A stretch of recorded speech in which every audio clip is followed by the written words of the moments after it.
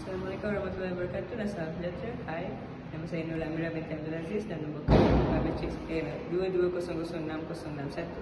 Pada hari ini, saya akan mewakili ahli kumpulan saya iaitu kumpulan yang keempat untuk membentangkan poster infografik bagi subjek falsafah dan isu semasa GIG 1012.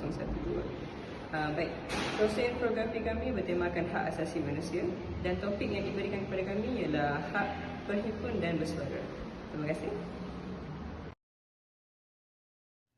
Pada zaman teknologi yang canggih ini, media sosial telah merupakan alat penyebaran maklumat yang paling cepat dan manusia di seantero dunia dapat berkongsi maklumat dan pandangan masing-masing dengan bebas.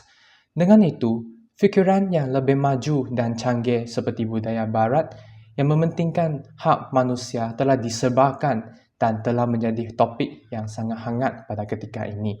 Semakin banyak masyarakat mementingkan hak berhimpun dan bersuara supaya pihak berkuasa dan pihak kerajaan dapat mementingkan masalah yang sedang dihadapi oleh masyarakat, terutamanya lapisan masyarakat bawahan yang hidup dalam keadaan yang ketara ini.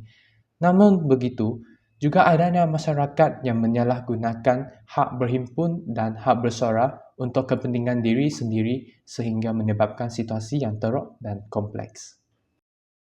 Salam sejahtera, nama saya Lau Hui Bing. Saya akan menerangkan tentang penyataan masalah. Kumpulan kami mementingkan hak berhimpun dan bersuara. Masalah satu adalah masalah tentang menyalahgunakan hak kebebasan bersuara dalam media sosial. Masalah kedua adalah masalah tentang individu yang aktif dalam mensuarakan pendapat mereka sering menghadapi intimidasi dan ugokan daripada pihak berkuasa atau pihak yang tidak bersetuju dengan pendapat mereka. Masalah ketiga adalah masalah tentang kawalan kerajaan tidak dapat berfungsi dengan efektif dan efisien. Objektif kajian mengenal pasti ciri-ciri penyalahgunaan kuasa hak kebebasan bersuara dalam media sosial secara khususnya. Mengkaji fenomena sesetengah pihak mengintimidasi dan mengugut individu yang aktif dalam menyuarakan pendapat mereka yang tidak selari dengan pemikiran pihak berkuasa. Mendalami isu kawalan kerajaan yang tidak berfungsi secara efektif dan efisien, khususnya terdapat pihak tidak bertanggungjawab yang menyentuh isu sensitif seperti isu hak keistimewaan orang Melayu yang termaktub dalam perlembagaan negara serta pihak berfikiran ekstrim yang menyalahgunakan hak kebebasan bersuara.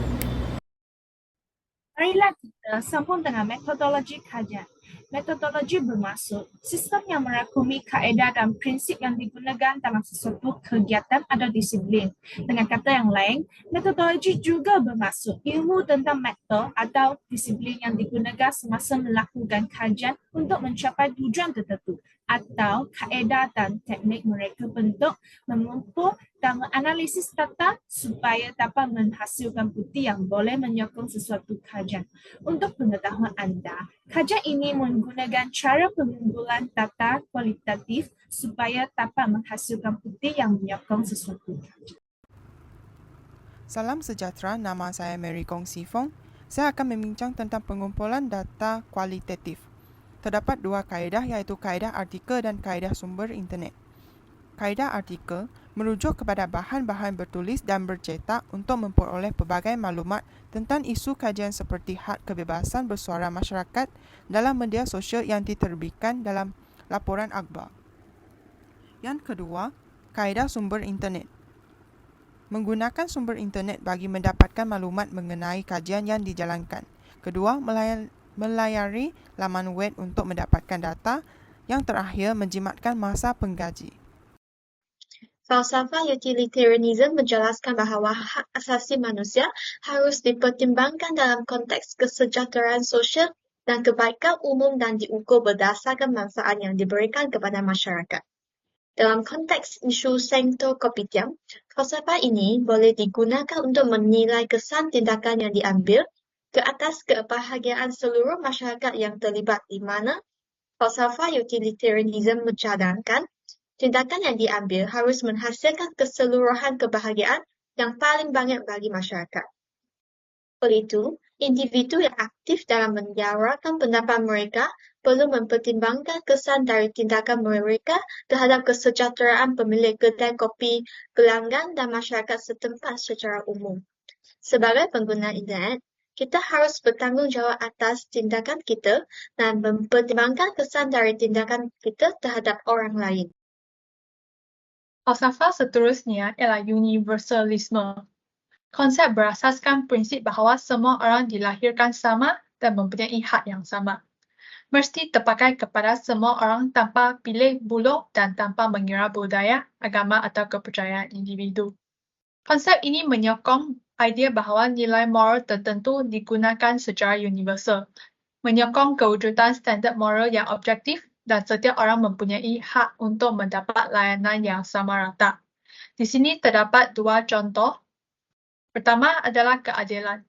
Prinsip universal yang melibatkan layanan adil terhadap semua individu tanpa mengira latar belakang atau keadaan mereka. Kedua adalah kebebasan.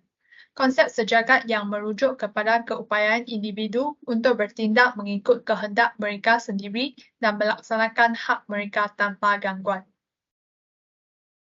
Akhir sekali adalah falsafah hedonisme. Falsafah hedonisme menitik beratkan kebahagiaan dan pengelakkan kesakitan sebagai tujuan dalam kehidupan manusia. Walau bagaimanapun, mereka juga mengakui bahawa kebebasan ini harus diimbangi dengan kesan buruk yang mungkin timbul. Dari perspektif hedonisme, nilai kebebasan bersuara terletak pada kemampuannya untuk mempromosikan kesenorokan dan kebahagiaan, kebebasan untuk mengekspresi diri dan kebebasan mendengar orang lain dapat merangsang kesenorokan intelektual dan emosi. Walau bagaimanapun, hedonisme juga mengakui bahawa kebebasan bersuara kadang-kadang dapat menyebabkan kesedihan seperti apabila ia mempromosikan ucapan kebencian atau membangkitkan keganasan. Dalam kes tersebut, mereka percaya bahawa kerugian yang disebabkan oleh ucapan harus ditimbang dengan kesenorokan yang dipromosikan olehnya dan bahawa sekatan ke atas ucapan mungkin diperlukan untuk mengelakkan kerugian. Assalamualaikum warahmatullahi wabarakatuh. Nama saya Adam bin Faisal dan hari ini saya akan membentang kesimpulan. Dalam era informasi digital saat ini, hak asasi bersuara dan berhimpun berhadapan dengan tentangan baru. Teknologi memungkinkan individu untuk menyuarakan pendapat mereka secara global, tetapi juga membuka pintu bagi disinformasi, kebencian dan pelecehan online. Oleh kerana itu, penting bagi pemerintah, platform media sosial dan masyarakat secara keseluruhan untuk bekerjasama dalam mengatasi tentangan ini dan memastikan bahawa hak-hak asasi bersuara dan berhimpun dapat dijalankan secara aman dan bermakna.